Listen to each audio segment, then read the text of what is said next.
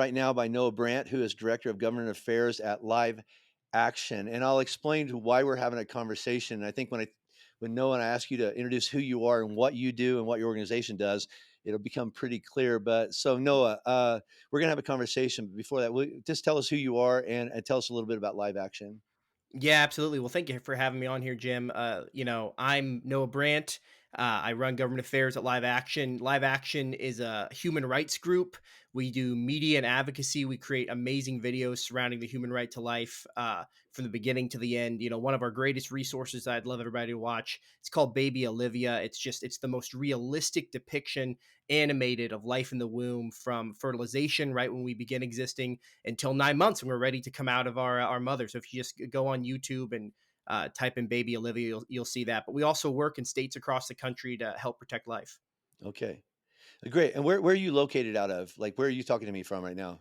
Yeah, so I actually live in St. Louis, Missouri, right in the middle Okay. of the country. But I travel to Washington D.C. a lot, and a lot of our leadership, like our lead President Lila Rose, lives out in California. So we have people all over the country fighting this battle. Great. So you're a big organization. You're not just some little storefront down the street. I'm not there's anything wrong with that, but I mean, you're in the fight. You're out there on the forefront. And I mean, I'll tell you how you came to my attention is last week. I'm scrolling through Instagram, and a pastor friend of mine down in Texas, Matt Chandler at Village Church, he had posted on his story something that you had posted, that Live Action had posted about a bill that was being considered in Maryland, it just got my attention because it was.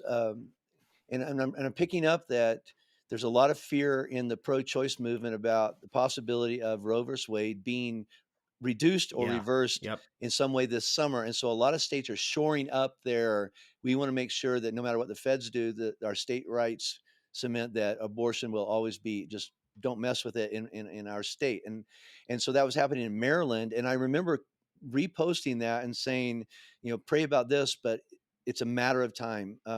Colorado Mm. seems to be one of the leaders in our country of going, we'll go first to push the limits. We've done it on marriage. We've done it on gender. We've done it on, pot.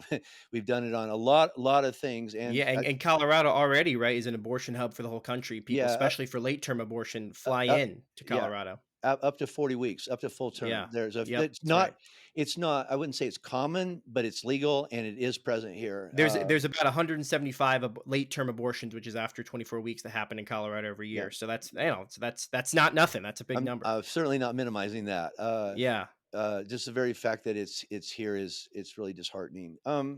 So I reposted that, and then realized that 2 days later, I realized that bill is now was being debated in the Colorado uh, uh, Senate and House, and by the time I got aware of it, it had already passed the House, and it was before the Senate. And when I posted that, I actually said, "Hey, contact," and this went over great about the. Hey, you're violating church and state. I heard a few hundred people tell me that I was way out of my lane, which I don't want to get into that because I'm just not gonna have that debate because it's just unfounded. Anyway, and you and I probably are very, very, very similar on that. But by Yeah. the time I actually posted and said, "Hey, contact here's the link to your all of our senators," and I made sure, Noah, that it wasn't, "Hey, contact your Democrats," because No, of course. but Yeah. the vote so far has been directly around House lines. I even went so far this because I'm just trying to, like, at this point in the game, I don't, and I hope you'll trust my heart in this. I said this. I said whether you're pro-choice or pro-life, listen. That's not what I want to debate right now. Both sides of this have got to be on the side of this one's too far, right? Yeah. Right. This goes Yeah. beyond like sanity. Okay. And then of course, when you read the bill at Colorado, and now it's already passed, I believe, the House and the Senate, and it's just waiting on Governor Polis's That's right. Yeah. signature, which I've already been told he will sign, but he will also hear from several thousand people in the faith community that this is not okay in Colorado. This is the first time I've really forayed into. I have such a heart for.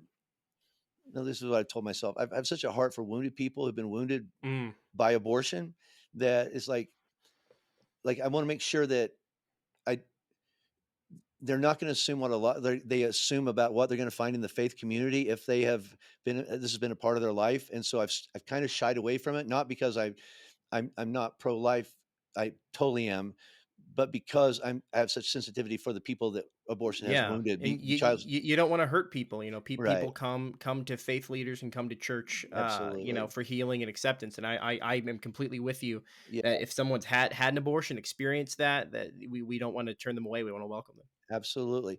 So that was my heart, but this one got my attention and said, I can't be silent on this anymore. And so I spoke up.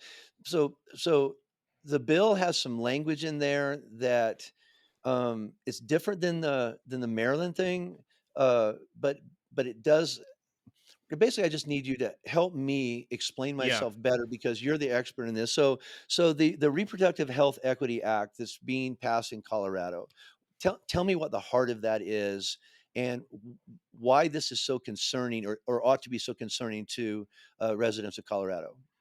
Yeah, thanks, Jim. Well, I think that there's three fundamental parts of the bill that we should look at because at the end of the day, I'm not interested in misleading anybody. We should just look at Right. the text of the bill, right? That's online. That's what they debated. We elect, the state representatives, state senators, and the governor. They're accountable to the people, and Absolutely. we can look at this text that they're talking about. So let's read these three sections and sort of analyze it, right? So Great. here's the first part: a pregnant individual, and that's always interesting to me, right? They've erased the word mother from this bill. So there's no Right. mothers anymore. There's only pregnant individuals. Right. A pregnant individual has a fundamental right to continue a pregnancy and to give birth, or to have an abortion and to make decisions about how to exercise that right. So labeling abortion as a fundamental right on par with things like the right to free speech, the right to religion, right? The right to make these decisions about our life that animate how we live is extremely challenging because abortion, it's not like those other things. Abortion is not an expression of personal autonomy. Science conclusively shows us that, preborn people are human beings. And even if you want to say, right, if you want to draw an arbitrary standard of when someone becomes a human being, if you want to say it's at 50, it's at 6 weeks when they get a heartbeat, or it's at 20 weeks when they can feel pain. I mean, what is your standard that it's literally the moment of birth that confers humanity? Because that's what this bill is enshrining into law, is that you have a fundamental, which means it's very challenging for any legislator or court to restrict. You have a fundamental right to abortion through all 9 months of pregnancy. And that's extremely dangerous. So the second part that we want to look at, Okay, no, let yeah, me come in a go real quick ahead. question. But that already exists and is enshrined in Colorado. So this is already in place here. Right up to delivery, you can in Colorado, you can abort for any and every reason, right? Am I correct there? But so the big difference is this is labeling it in Colorado law a fundamental right, which makes it more challenging to restrict abortion or protect life further down the road. So I think it's an important distinction. It's not adding it to the Colorado Constitution, but it's calling it a fundamental right in state law. Okay, so that's the first big change. We're Yep. identifying abortion or the right to abortion as a fundamental right on Right. All par for all with 9 the First months. Amendment, basically, right? Exactly, Okay, exactly, on par to other things that we would call fundamental right in Colorado, which okay. would be things like the right to bear arms, the right to free speech, the right to go to church and worship. Mhm. Uh, so the second part, and we'll get to the hardest and worst part third, but the second part's also very important.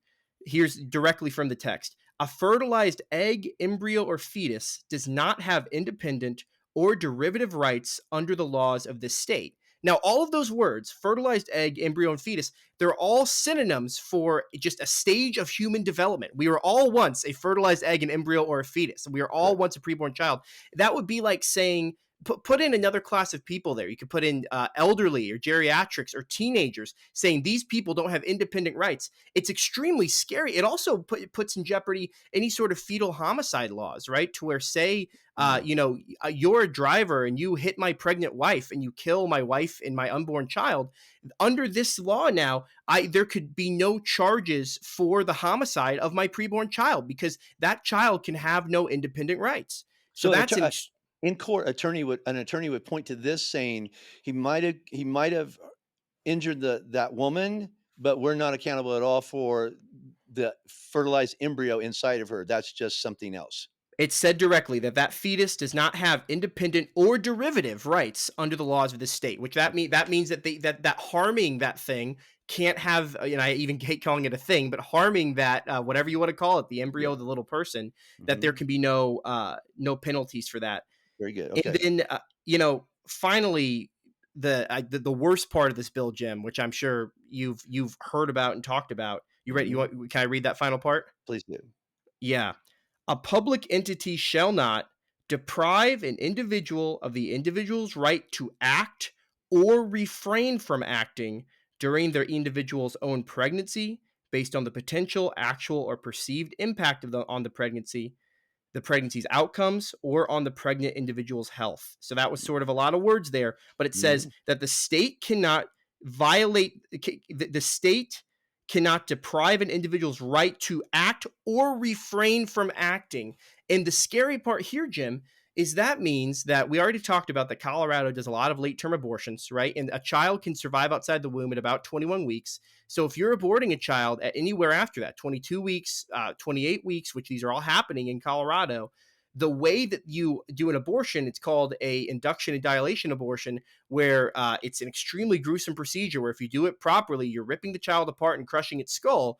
But what can happen there accidentally from the abortionist perspective is the baby can be delivered if the baby is that developed. And what this is saying is that you can't penalize someone from refraining from acting, is that if a child was accidentally delivered alive, born alive during an abortion, that doctor and that family would not have any impetus, any legal impetus to provide them standard medical care so the baby could survive. So now we're not talking hypothetically about a potential life or a fetus. We're talking about a baby that has been born, and if you just gave them standard medical care, they would survive in the world just like you or I.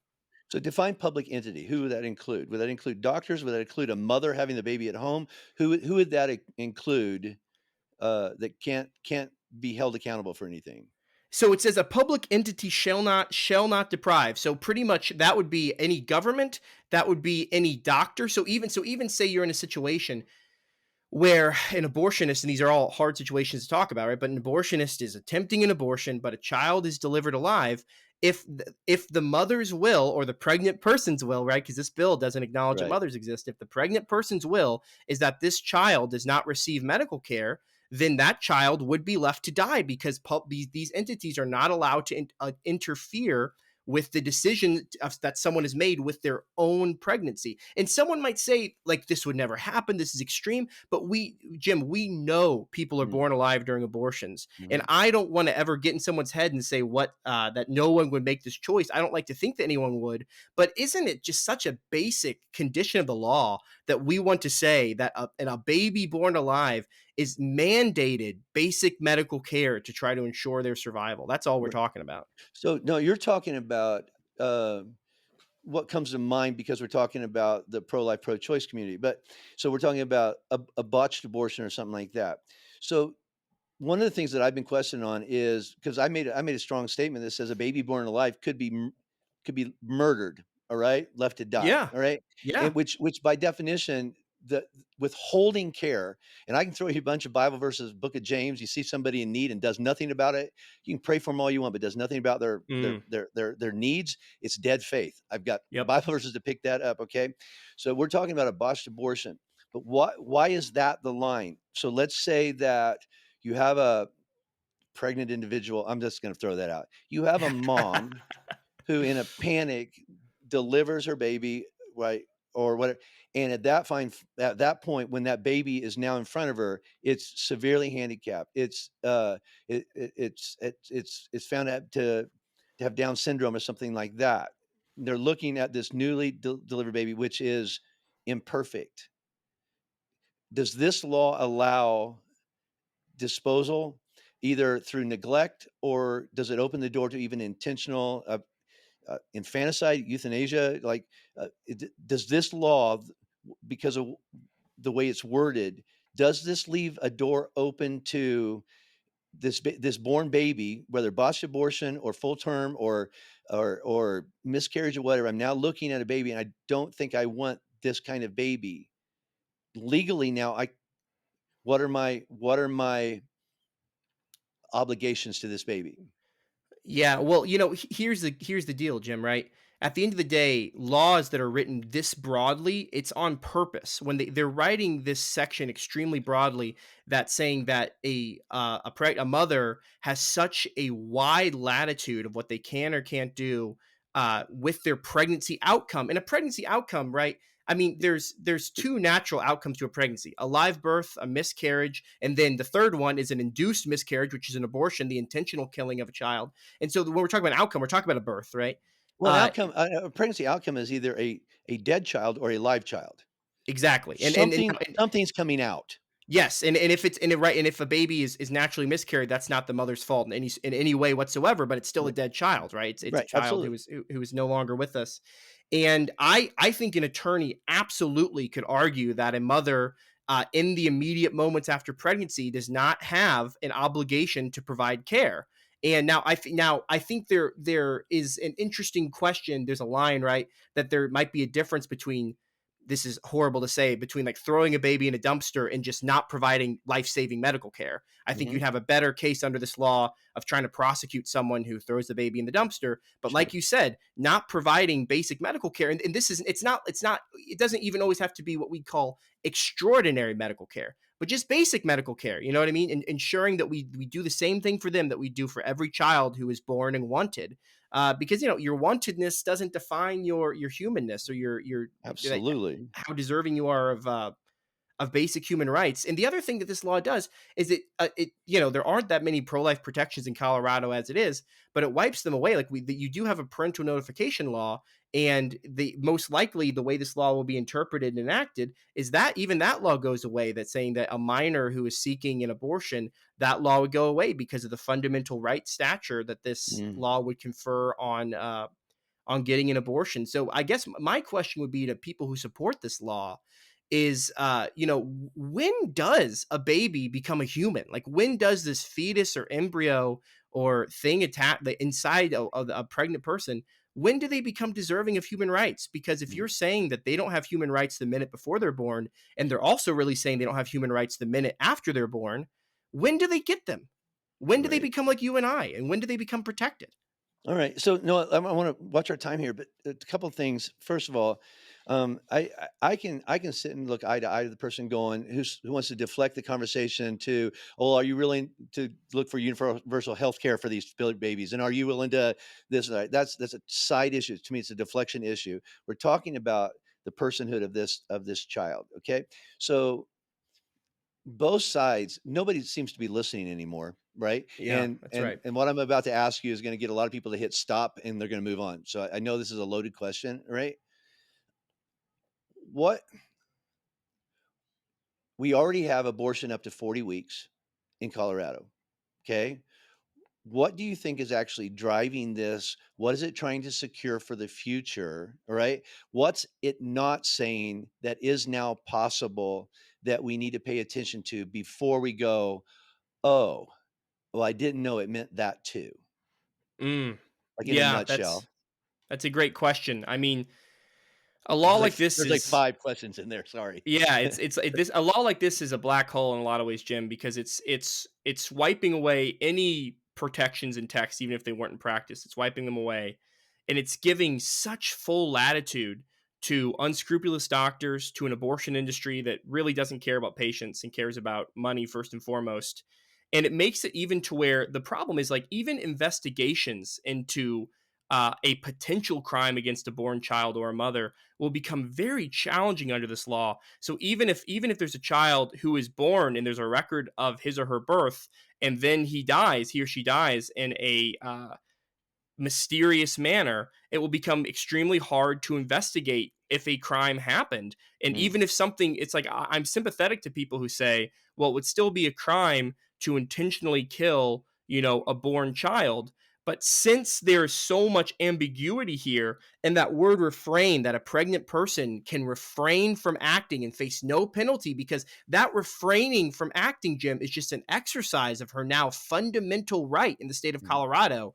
It opens up a Pandora's box, and it opens up right where you're looking years down the road at I play I Yep. honestly think you're looking at a regime where life is so devalued that anyone that they can consider inhuman, maybe because they're not fully thinking or they're not physically perfect when they're born, could be left to die, could be left without the right to care. And at the end of the day, Jim, our like when we're thinking about not just a church, but what a government should be doing, we Hmm. should be offering the most protection to those in need, the most protection for those without a voice, and like who is more helpless than a baby? And even go even further than that, who's more helpless than maybe a disabled baby or baby Hmm. born with defects? And those are the children who are going to be targeted harshest and first with laws like these. Yeah, yeah. What I see is the defining word for whatever this thing is if it's wanted or not, or convenient Yeah. or not, or if it's going to cost me more money than it's worth. Be that elderly, be that disability, be that expensive, whatever that is. Mm. And so now I have a card I can play going. I've got a law that backs me up that I don't have to take care of it. And it's just, and that the key is, and we will see that that's the way these expansive and vague laws work. This law will go to court in different ways. People will use it as a defense. There'll be times when the law rules in their favor and rules against them, but this will have a chilling effect in pursuing defense and pursuing justice, when it might even be necessary or legal under the law to pursue it for these children who are born, or these mothers who face an abortion industry that doesn't care about them. I mean, that's the truth. The abortion industry does not care about mothers. They care about making money, and the product they sell to make money is the violence of abortion. Yeah, yeah. Hey, so there's some confusion. I got two questions left, and we'll Yeah. wrap. One is so the number 28 days was mentioned in Maryland. It's not mentioned in the Colorado. Where does that 28 days like come from? Because I've Yeah. mentioned So it not in my post, but I've seen it in other places. Yeah, so there was a bill similar in scope to this, right? Enshrining abortion as a fundamental right, removing any independent right of an unborn child, and saying that a pregnant person has the right to refrain from acting during pregnancy. So it covered all those three things. That is being debated still in Maryland. I think it's passed one house of their legislator and is still working through the other. And the key there is that piece of legislation had the word perinatal in it. So not prenatal or postnatal, perinatal, perinatal, and it said that women have the same rights in the perinatal period that they do in the prenatal period. But the Okay, problem is perinatal covers children who are up to 28 days old. It pretty I much see. covers the month before birth and the month after birth. So all these things they're saying about the right to end the life of your child, they said that extended to the perinatal period, so that extended 28 days. Now the drafter of that, once this was became main, it went mainstream and people were upset obviously about it, he said that that was a mistake in drafting. Was it? Okay, I don't know, but they say they're going to remove it. We'll see if they do. okay, all right. So there's no mention of that in the Colorado at all, Correct. correct? That Okay. perinatal word does not appear. Okay, so last question, and Noah, thanks so much. This brings such clarity. I Yeah. really, really appreciate it. My last question is this. So when I posted this on social media, I got a lot of comments, but the overwhelming response was an emoji of a face with a tear, which is like, well, Mm. it's almost like, yeah, it's really sad the way our world's What can gone, you right? do? Yeah. Yeah. Right. What Yep. can you do? So Hmm. I'm in Colorado right now. It's passed our House, it's passed our Senate, and my governor is probably going to sign it. Okay. Yeah. And the response of the faith community is, well, we could pray about it, which I'm all for. I'm not certainly not, dissing that at all. But at this point in the game, right? Because I don't ever want to go, well, that ship has sailed, or we're too late to the game, which is part of my conviction about this is I feel like I'm really, really late to the game in this. But like at this point, what can residents, citizens of Colorado or any state do when it feels like it's done and I don't have a voice? Is the answer wait till the next election and vote new Mm. people in who will change the law? Is that even possible at this point? What is left for the citizen, Christian or pro-life or pro-choice? It goes, yeah, this one's out of bounds. Okay, what are our options as citizens? Yeah, I mean, it's so important, and it's so important. I just say to everybody, never despair. Never despair. Things change, things can change, and things do change. Even in states or communities where it seems like one side is so entrenched, things change. On this directly, if somebody's listening close to our conversation, call and email the governor's office, Governor Polis. These people. whether they're your state senator, state representative, or governor, they are accountable to the voters. You know what I mean? We Right. don't live in Russia. We live in the United States of America. And there's this concept of the democratic will. What do the people think? And even if the governor wants to sign this and thinks he should sign this, if he gets thousands or tens of thousands of messages from constituents, that I mean, people they let me tell you, politicians don't usually hear from that many people. They don't.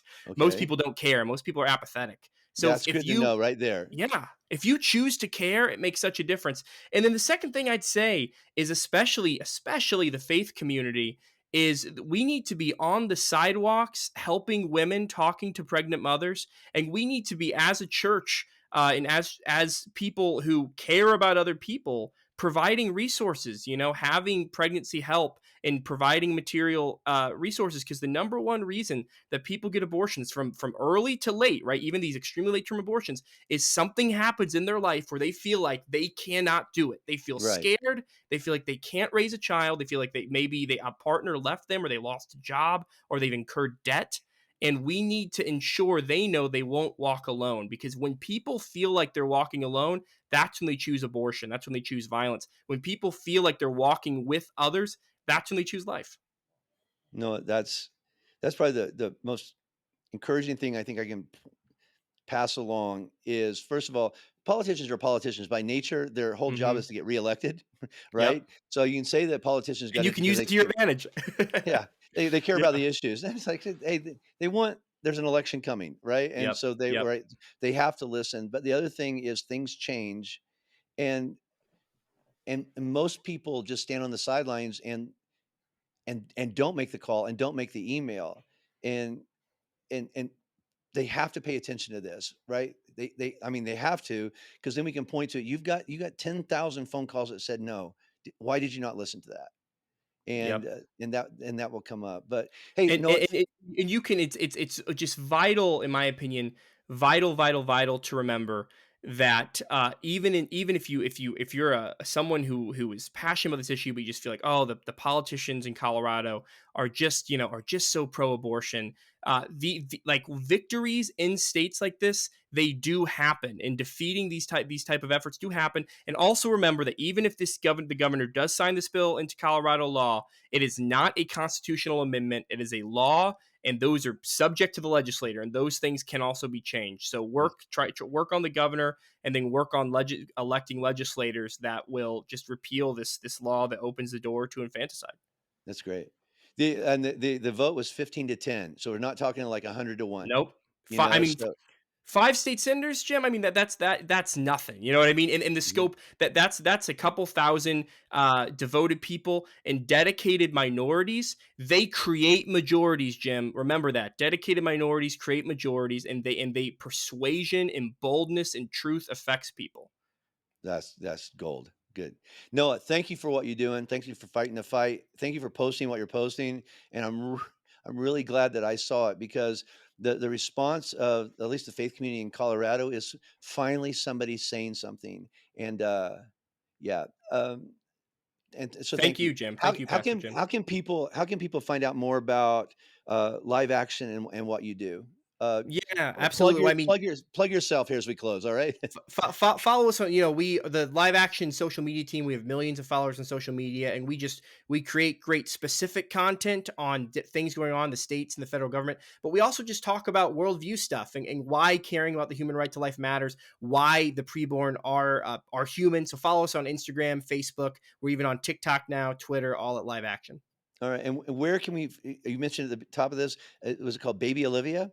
Yeah, search baby Olivia, Jim. I mean, even maybe link to that in the show notes. It's like that is just it's a 3 or 4 minute video, and we put a lot of resources into it. We had the best doctors and the best animators working on this. It will, I mean, it can, especially if you haven't experienced parenthood yet, it can change your life. And if you've experienced parenthood, you're just like, wow, like my baby was once like that. And Mm, my daughter is just 7 weeks old. I just came off paternity leave, and yeah, it's amazing to she has the same personality she did when she's in the womb. Like, it's amazing to be with her now, but it was yeah. great to be with her when she was with my wife.